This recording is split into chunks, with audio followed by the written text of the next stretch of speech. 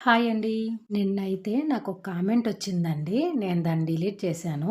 ఏంటంటే 100 మంది సబ్స్క్రైబర్స్‌కి ఇంత బిల్డప్పా అని. అసలు నేను యూట్యూబ్ స్టార్ట్ చేసిన తర్వాత నా వీడియోస్ ఎవరైనా చూస్తారా? అసలు నచ్చుతాయా? అని అనుకున్నానండి. నచ్చడమే కాదు, వీడియోస్ నచ్చి 100 మంది సబ్స్క్రైబ్ చేసుకున్నారు. ఇది మీకు గొప్ప విషయం కాకపోవచ్చు. కానీ అది నాకు చాలా గొప్ప విషయమే.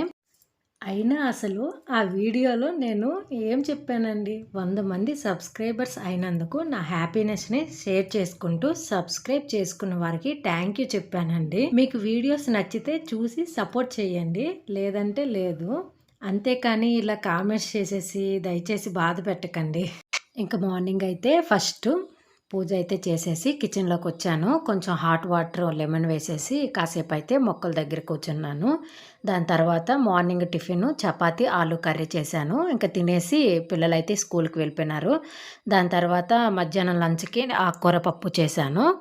బట్టలుంటే వాషింగ్‌కి వేసేసి బయట ఆరవేశాను. ఈరోజైతే కొంచెం హౌస్ క్లీన్ చేస్తున్నానండి. ఎందుకంటే నవరాత్రులు స్టార్ట్ అవుతున్నాయి కదా! అందుకని హౌస్ అయితే కొంచెం క్లీన్ చేశాను. ఇంకా వెజిటబుల్స్ తెస్తే అవన్నీ కూడా ఫ్రిడ్జ్‌లో పెడుతున్నాను. ఇంకా లంచ్ అయినాక ఇగోండి గిన్నెలు కొంచెం ఉంటే అవంతా కూడా వాష్ చేశాను. ఇదండి ఈరోజుటి వీడియో. వీడియో నచ్చితే ప్లీజ్ సబ్స్క్రైబ్.